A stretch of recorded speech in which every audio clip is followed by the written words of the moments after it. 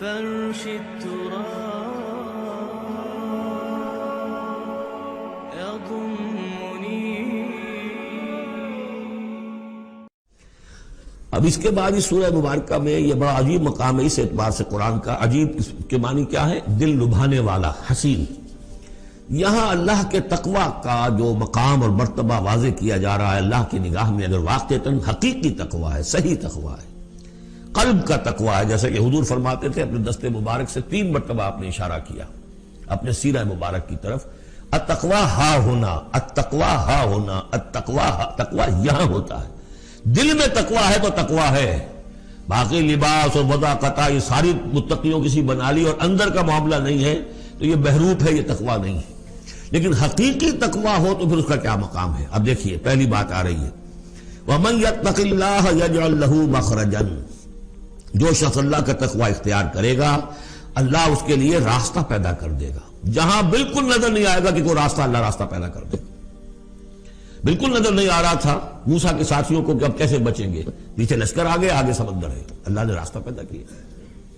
خود حضرت ابو بکر کا جو حال ہو گیا تھا کہ حضور اگر انہوں نے ذرا بھی دیکھ لیا، نیچے اپنے قدموں کی طرف بھی نگاہ ڈالی تو ہم نظر آ جائیں گے. آپ نے فرمایا لا تحزن ان اللہ معنا، راستہ نکالتا اللہ. پھر حضور گئے طائف، لیکن وہاں سے خالی ہاتھ آئے. مدینے میں اللہ نے خود ہی کھڑکی کھول دی، 6 آدمی ایمان لے آئے. آپ گئے ہی نہیں اور وہاں انقلاب بھی آ گیا. عظیم. اس اعتبار سے اللہ مخرج پیدا کرتا ہے.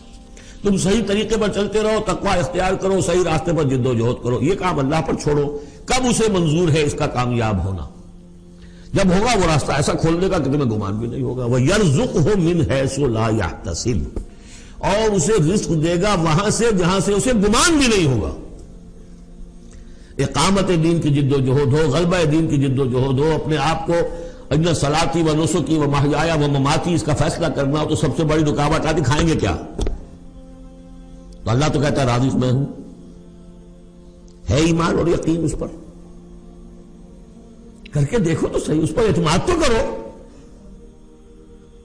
لیکن یہ کہ اس پر اعتماد کرنا، توکل، بڑی مشکل بات ہے.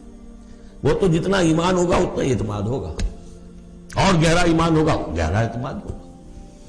وَمَن يَتَّقِ اللَّهَ يَجْعَلْ لَهُ مَخْرَجًا وَيَرْزُقْهُ مِنْ حَيْثُ لَا يَحْتَسِبُ وَمَن يَتَوَكَّلْ عَلَى اللَّهِ فَهُوَ حَسْبُهُ. یہ تو ابھی تقوی والے کی بات ہے کہ وہ وہاں سے رزق دے گا جہاں سے اسے ملے گا بھی نہیں، اور جس نے اللہ پر توکل کر لیا تو وہ اس کے لیے بہت کافی ہو جائے گا. توکل کر کے تو دیکھو، حسبہ وہ اس کے لیے کافی ہے. یہاں تک فرمایا ہے حدیث قدسی میں، حدیث میں من کان فی حاجت اخیہ کان اللہ فی حاجتہ. اگر کوئی مسلمان اپنے کسی بھائی کی ضرورت پوری کرنے میں لگ رہا ہے، اپنا وقت صرف کر رہا ہے، اللہ اس کی ضرورت پوری کرنی شروع کر دیتا ہے.